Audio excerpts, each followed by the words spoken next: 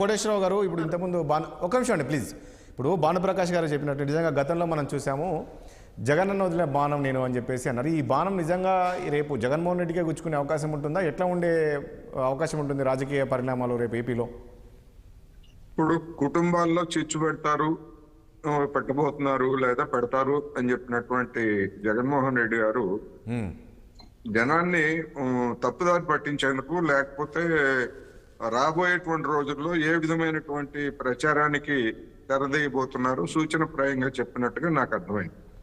నిజానికి వైఎస్ కుటుంబంలో అన్నా చెల్లెళ్ళ మధ్య లేదా తల్లి కొడుకుల మధ్య ప్రత్యేకంగా వేరే వాళ్ళు ఎవరు చిచ్చు పెట్టలేదు. ఎందుకంటే వయస్సు సంబంధించినటువంటి ఆయన వర్ధంతి సందర్భంగా ఎవరికి వాళ్లే అంతకుముందు కలిసి నివాళులు అర్పించినటువంటి వాళ్ళు ఎవరికి వాళ్లే ఏమన్నా తీరే అన్నట్టుగా వ్యవహరించినంతా కూడా ఆ కుటుంబ సభ్యులు. మరి అప్పుడు లేనటువంటి అప్పుడు ఎవరైనా పెట్టారా ఆ కుటుంబం మధ్య?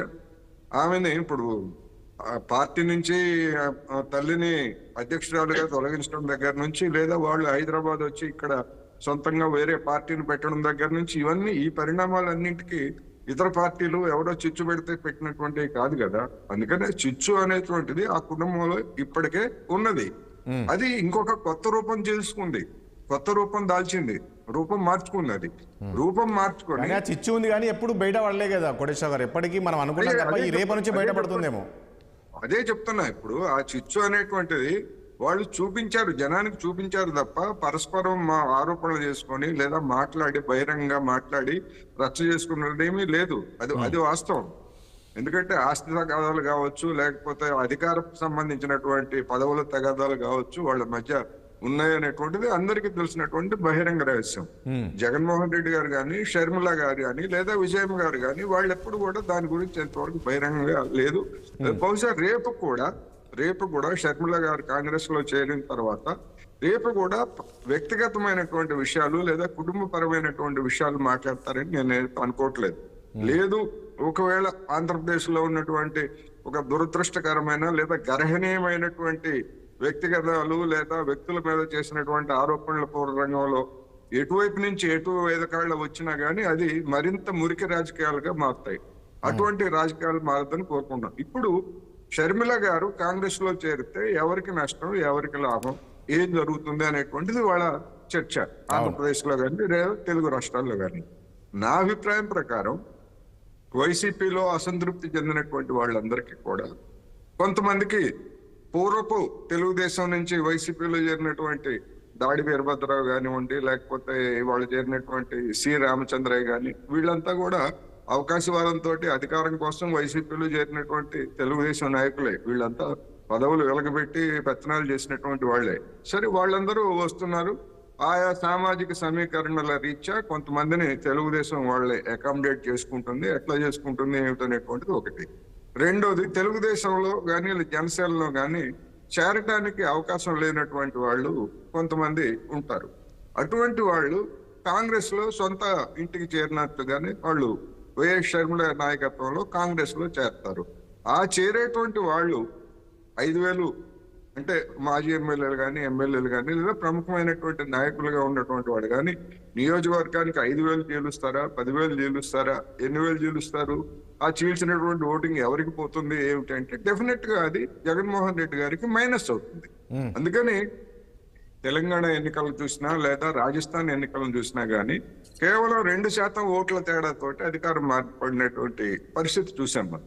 ఇవాళ జగన్మోహన్ రెడ్డి గారు రీషఫ్లింగ్ చేస్తున్నటువంటి తీర్థనులు, కొంతమందికి నిరాకరణ, కొంతమందికి బదిలీ, కొంతమంది మీద వేటు, ఇటువంటివన్నీ చూసినప్పుడు ఏంటంటే డెఫినెట్ గా తెలంగాణ ఎన్నికల ప్రభావం అనేటువంటిది జగన్మోహన్ రెడ్డి గారి మీద పడింది. అందుకనే ఈ విధమైనటువంటి షఫ్లింగ్ ఇవన్నీ కూడా చేస్తున్నారు.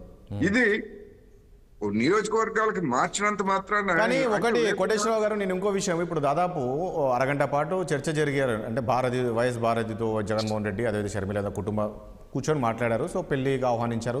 సో నేనేమంటా, కేవలం ఈ పెళ్లికి సంబంధించిన అంశమే చర్చకు వచ్చి ఉండొచ్చా? రాజకీయ అంశాలు కూడా ఏమైనా చర్చకు వచ్చి ఉండొచ్చా? నాకు తెలిసినంత వరకు ఈ సందర్భంగా రాజకీయాలు చర్చించి ఉండరు. ఎందుకు అంటే వైవి సుబ్బారెడ్డి గారు జరిపినటువంటి రాయబారం ఫెయిల్ అయిందని మీడియాలో లేదా సోషల్ మీడియాలో వచ్చినటువంటి వార్తలు నేపథ్యం ఇవన్నీ చూసినప్పుడు ఎవరికి వాళ్ళు గుమ్మనంగా ఒక మర్యాద పూర్వకంగా మేనల్లుడి వివాహం లేదా కొడుకు వివాహం కోసం చెల్లి ఆహ్వానించినట్టుగా అంత మేరకే పరిమితం అయి ఉంటారు తప్ప ఆ సందర్భంగా రాజకీయాలు మాట్లాడుకోవాల్సినటువంటి అవసరం లేదు. ఒకవేళ రాజకీయాలు మాట్లాడుకోవాల్సి వస్తే అంతకు ముందు మాట్లాడుకోవచ్చు లేదా తర్వాత అయినా మాట్లాడుకోవచ్చు. అందువల్ల ఇవాళ అటువంటిది జరిగి ఉంటుందని నేను అనుకోను. ఎందుకంటే ఆమె వివాహ పత్రిక ఇచ్చిన తర్వాత నేరుగా కాంగ్రెస్ లో చేరడానికి వెళ్ళబోయే ముందు మరి జగన్మోహన్ రెడ్డి గారు ఆమెతో రాజకీయాలు ఎట్లా చర్చిస్తారు? అందుకని అది ఊహాగానం తప్ప డెఫినెట్ గా అటువంటిది ఏమి చోటు చేసుకుని ఉండదని నేను అనుకుంటున్నాను. అందువలన షర్మిల గారితో ఏమైనా నష్టం జరిగితే అది జగన్మోహన్ రెడ్డి గారికి నష్టం. ఆ నష్టం ఎంత ఉంటుంది ఏమిటి అనేటువంటిది రాబోయే కొద్ది రోజుల్లో మనకు ఒక స్పష్టత వస్తుంది.